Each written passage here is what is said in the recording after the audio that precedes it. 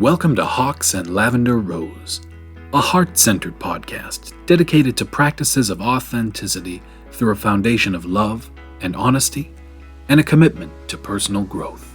Now, here is your host, Shauna Gulbrand. Hello and welcome. Thank you so much for tuning in and listening, or perhaps you're watching on YouTube.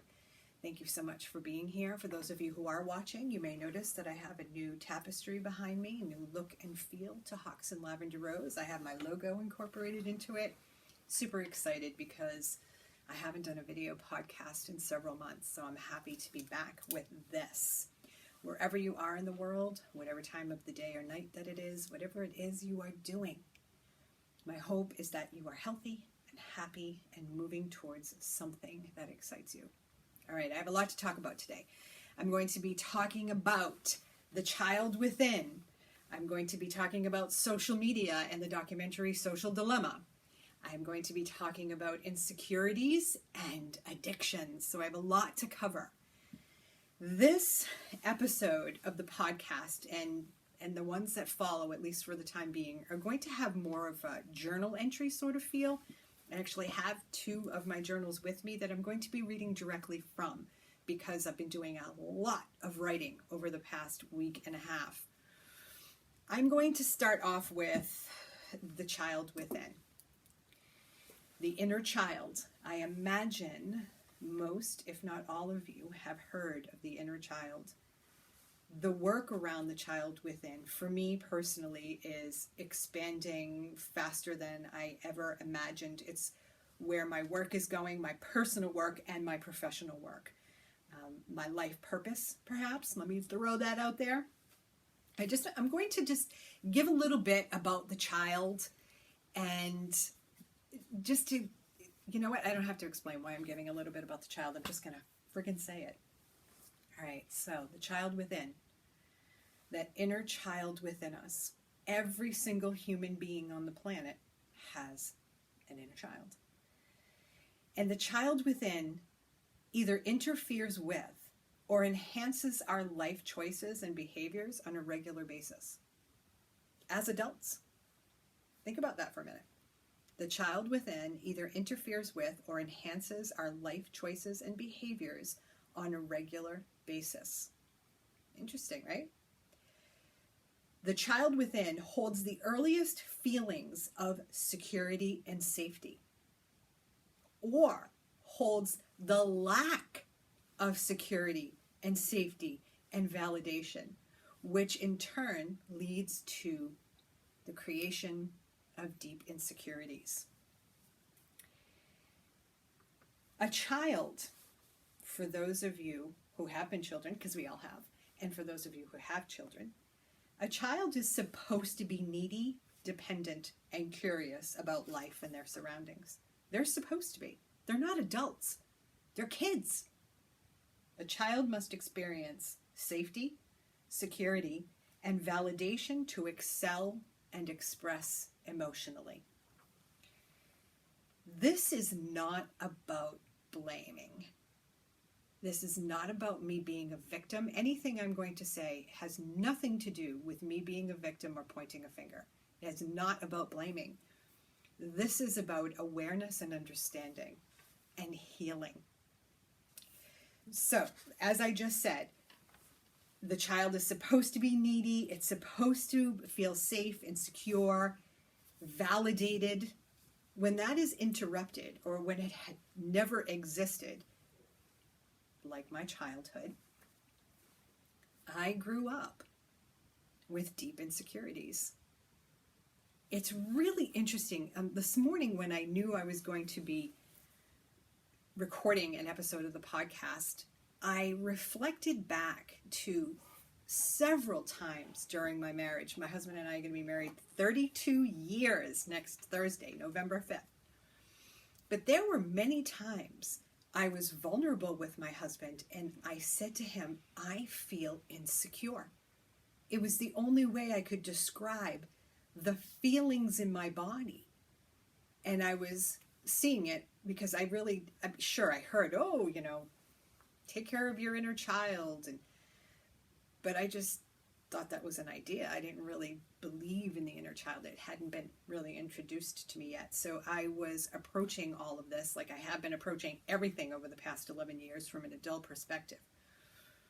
But I felt insecure, and I would say to him, I feel really insecure right now. So growing up in a household where, as a child, I didn't feel safe and secure. I wasn't validated. I wasn't allowed that space for expression of feelings and emotions, so insecurities grew within me. I sought and continue to seek validation from everyone but myself, and have often spent too much time looking for happiness and to have my emotional needs met outside of myself. That's what I did. Well, that's what I have been doing. It all came to a head at the end of 2009 as I lost, I had no clue who I was. So lost. So that's when I began my road of recovery and rediscovery. But that still happens, and that's what I've been noticing with social media lately. That's one of the reasons, that's a main reason why I said, see ya. Because I was back to this place of looking for the happiness and the validation from people online.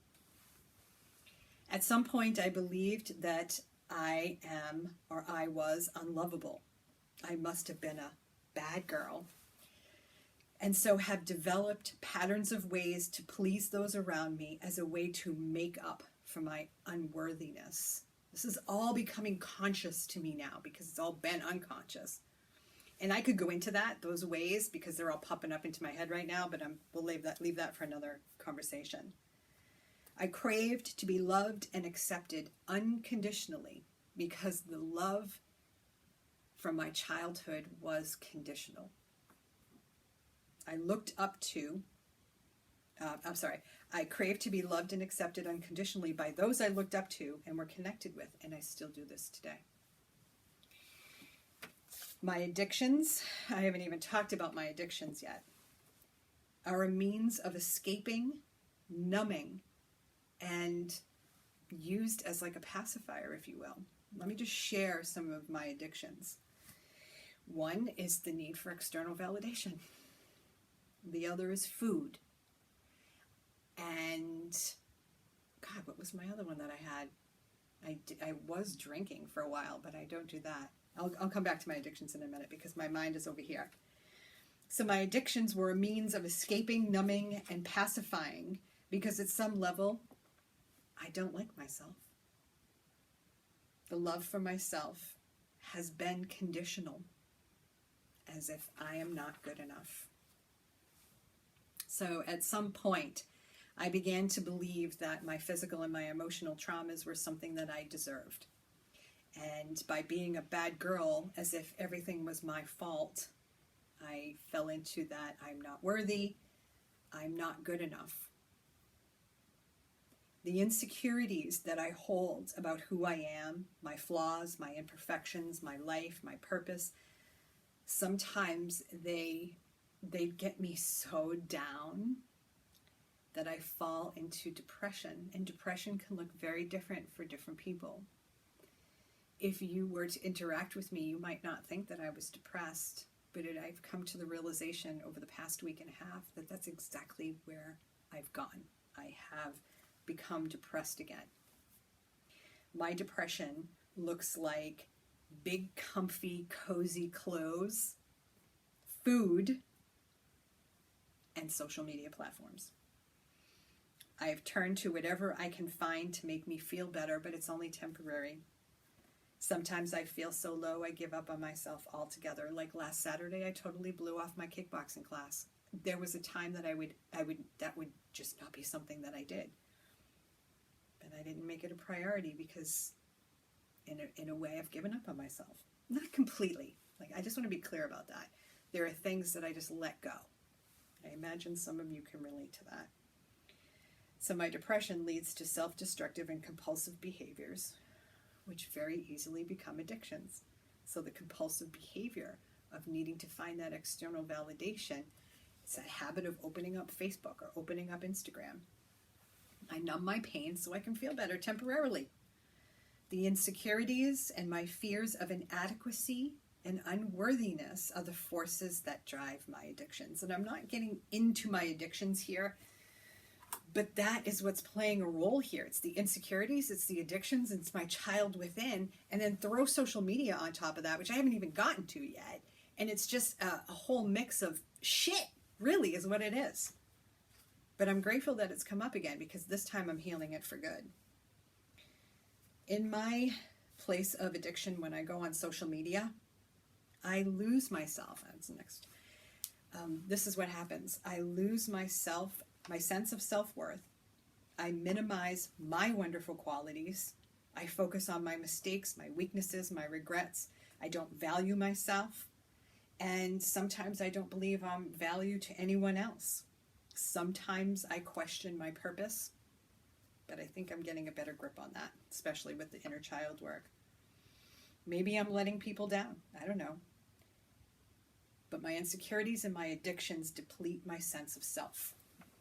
I want to share with you some of the thoughts that go through my head. And it's not so much like, I believe we're all addicted to our phones to some degree. And it's not so much being addicted to social media while I'm on it. Because what I found is I'm really preoccupied with it when I'm not on it. See, these are some of the thoughts that go through my mind. What's the next message I'm going to post?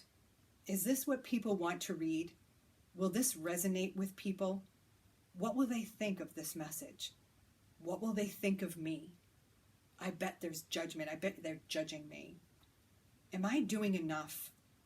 Why don't I want to be part of groups? That one goes right back to 11 years ago. And that's a whole other topic. I'm falling behind. I'm missing out. I'm not doing this right. I'm doing it all wrong. She is better than me, more successful, liked and followed by more people than me. I am jealous. I am not good enough. Honest thoughts that go through my head while I'm on social media and while I'm not on social media. So I wanted to talk a little bit about that. Let me just see if there's anything else I want to talk to you about here, my other journal entries. I write here that instead of sitting with and facing or leaning into my lack of self-worth, I seek to escape my painful feelings by overeating, by wearing baggy clothes, by scrolling mindlessly through social media newsfeed. In those news feeds, when I'm on Facebook or Instagram, I mentally compete with those I see around me, those around me, and I compare my weaknesses to their strengths. This leaves me feeling as if I don't measure up. I don't believe in myself or my ability or my capacity to create the life I want. I am filled with self-doubt. And these all have to do with the insecurities developed or created within that little girl within me. Because at the time, she didn't feel safe and secure, and she didn't feel validated. All of these issues I've been approaching from an adult perspective. And I now know, now that everything is back in front of me again, that the only way to truly heal this is through the child. Am I avoiding social media? Oh, you betcha. You bet I am. I don't know if I'm going back. I don't know. And if I do, I don't know what that looks like, in what capacity that I will go back onto social media. Right now, I can tell you that my child within is thrilled that we are not doing all of that shit that I just read to you. She's very happy about that, and so am I. Have you watched The Social Dilemma yet? Documentary on Netflix? If you haven't, I suggest watching it. It is eye-opening. And it is about how social media has changed from the initial intention and what is actually taking place, how we're being manipulated, how we're being not forced, but coerced into staring at our screen longer. Really, really interesting. Please watch it with an open mind. And if you do watch it, I invite you to pay attention to the back thoughts and the feelings that arise within you as you are watching it. Honest self-examination. 2 points that I wanted to bring up from the documentary. I was watching it. I watched it once, and then I watched it with my husband. And one of the gentlemen talked about the self-esteem of teenage girls and how awful it can be for young, impressionable girls to be on social media, to be made fun of, to be bullied, to feel inferior. And as he was saying all this, and this is not verbatim, as he was saying all this, I turned to my husband and I said, teenage girls. Okay, I can see that. I get that. But what about adult women? What about someone like me, 53 years old, who deals with the same shit that the teenagers are dealing with? What about my inner teenager? She has been screaming at me to wake up, and I haven't paid attention until now. So I thought that was really, really interesting, that it's not just teenage girls. It's a whole lot of people. What about the self-esteem of grown women? Women who don't have any idea that the teenage girl within them is suffering too. So I'm becoming aware of it, and my intention is to share it here so you all can start to become aware of it. But what about your teenage girl? What kind of childhood did you have? Did you feel safe and secure and validated when you were a little one, 2, 3, 4, 5, 6 years old? If you did, and you have a lot of self-esteem and self-worth, fabulous. I'm so happy for you. But for those of you who didn't, someone like myself who had a similar childhood, how is your teenage inner child feeling about being on social media? The other the other topic that was discussed, which really resonated with me, one of the gentlemen was talking about the importance of being liked and accepted by our immediate tribe, right? Our closest group of people. And I know exactly who those people are. Really important to be accepted and liked by those people. It's a whole other monster when you bring in hundreds of thousands of followers. Now, let me just say this. I'm going to admit something to you. This podcast is about authenticity, and this is crazy that I'm even going to say this, but I'm going to say this because this is what I do. I have been waiting for something to happen where I am exposed to a huge group of people, where all of a sudden I have a gazillion followers. I've been waiting for that to happen. I'm like, I need more followers. So going back to assessing my belief system around social media, I need more followers. In order to be successful, in order to get my message out there, to be influential, I need more followers. That was a goal. I wasn't so conscious of it, but that was driving my behavior on social media.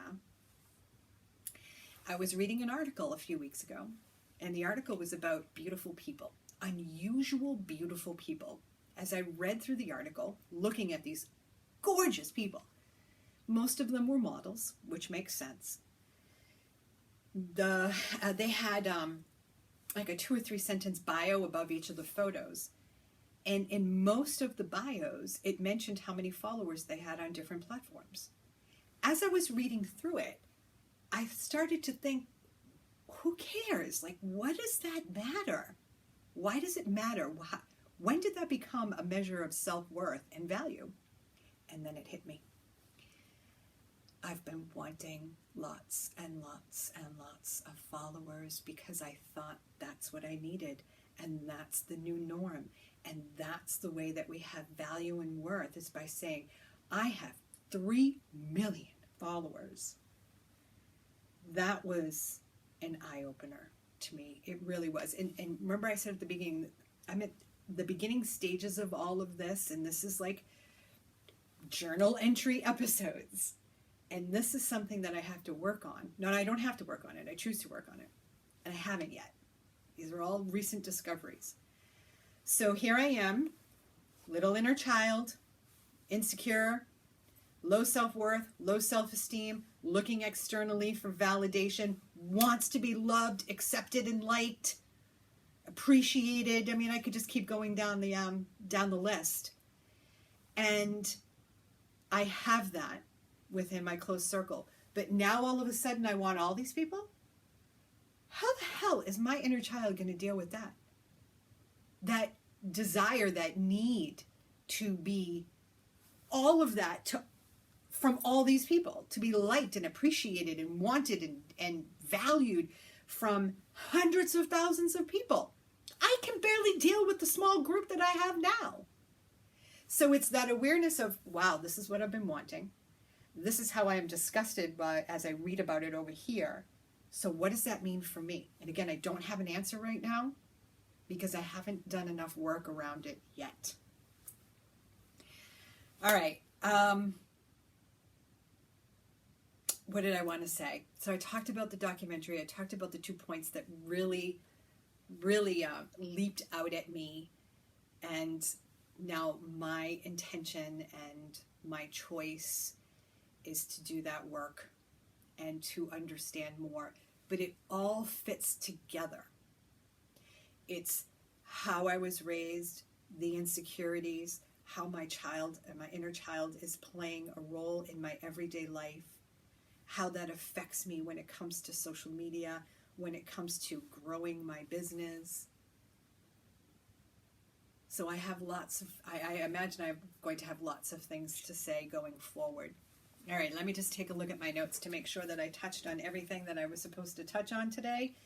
And we're at 25 minutes. This is good. I want to keep it to under a half hour. The importance of recognizing the child within. Please, if you have not already, I invite you to begin to acknowledge the fact that you too have a child within, and that she or he does either interfere with, what did I say earlier, interfere with or enhances your life choices and decisions. Just acknowledging that alone will start the process in helping you discover your patterns of behavior. Let me just stop there. Okay, so I invite you to acknowledge the fact that you do have a child within. And maybe, if it feels right, say hello. Say hi to her. She might not be willing to talk to you right away, but say hi and begin a dialogue. I invite you to watch the documentary, The Social Dilemma. You are going to choose what you do with your life going forward, of course. But I do ask you to be mindful of, no, I don't want to ask you that because I don't really think that's my place to ask you that. So I'm going to take that back. I'm not even going to say it. I think that's all I wanted to say for today. I'm sure I'm going to hit stop and I'm going to be like, oh, damn it. I forgot to say that. And I meant to say that. And I'll save it for the next episode, I guess, right? It's no rush. I'm not in any hurry. Because honestly, what is most important is the journey. I will share this with you. I asked myself the other day when I was writing crazily, what's important? And I invite you to ask yourself this question. And right now, when I wrote this, what is important to me is expanding and deepening my dialogue with the child within. What is important to me is cultivating feelings of self-love, self-worth, and self-acceptance. And what is important to me is the healing of my deep-rooted insecurities. And it is all going to happen. It's going to unfold in its own time. And it is all going to be through the child within. I'm super excited about this new work and this new journey, and I look forward to sharing more of it with you. When I would end the podcast in the past, I would invite you to connect with me on Facebook and Instagram, and that's not happening anymore. So this is what I want to say. I invite you to subscribe to my YouTube page, because YouTube is just very neutral for me. I never go on it unless I need to learn how to do something. I invite you to subscribe to my YouTube page. I invite you to subscribe to my podcast, Hawks and Lavender Rose. You can find that through the podcast app on your Apple device. You can download the free Podbean app, and you can find me that way. And I believe I'm on Amazon now. I have to follow up with that. And I also invite you to subscribe to my newsletter. You can subscribe through my website, shaunagelbrand.com. Thank you so much for listening, for tuning in, for watching. And I would love to hear any of your comments, so please feel free to reach out to me. Thank you all so much. I love you all.